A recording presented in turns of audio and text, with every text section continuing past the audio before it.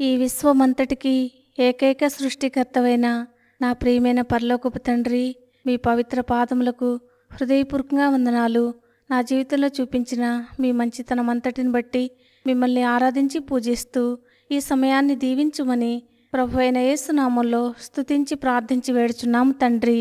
Amen. మార్చి 21 ఎడారిలో సెలయేర్లు అనుదిన ధ్యాన మాలిక. మీ నమ్మిక చొప్పున మీకు కలుగుగాక. మత్తయి సువార్త 9వ అధ్యాయం 29వ వచనం.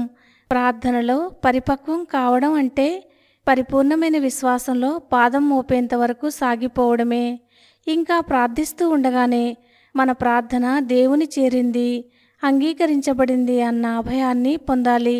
మనం ప్రార్థిస్తున్నది మనకు అనుగ్రహింపబడే సమయం ఇంకా రాకముందే దానిని పొంది కృతకృత్యులమైనట్టు భావన కలగాలి. అడిగిన దానిని నిస్సందేహంగా పొందామన్న గట్టి నమ్మిక స్థిరపడాలి. ఈ ప్రపంచం అనిశ్చితము, చంచలము అయినది. దైవవాక్కుకి అయితే మార్పు లేదు. నిలకడగా ఆయన మాటల మీద మన దృష్టి నిలిపితే అది మన పట్ల నిజం కావడానికి ప్రపంచంలోని ఏ శక్తి అడ్డుపడలేదు. దీన్ని మనసులో పెట్టుకుందాం. ఏ ఇతరమైన సాక్ష్యాధారాలు లేకుండానే ఆయన మాటలు నమ్మడానికి మనల్ని ప్రేరేపిస్తాడు దేవుడు. ఆ తరువాతే మన నమ్మిక చొప్పున మనకి ఇస్తాడు.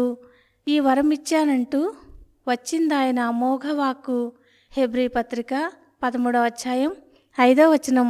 మాటకి నిలిచే మా మంచి దేవుడు ఇచ్చాడు మాట చొప్పున నాకు.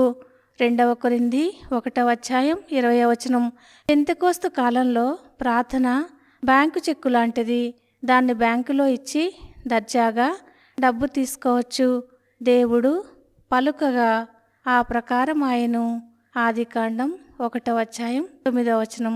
దేవుడు ఈ మాటలను దీవించునుగాక. ఆమెన్.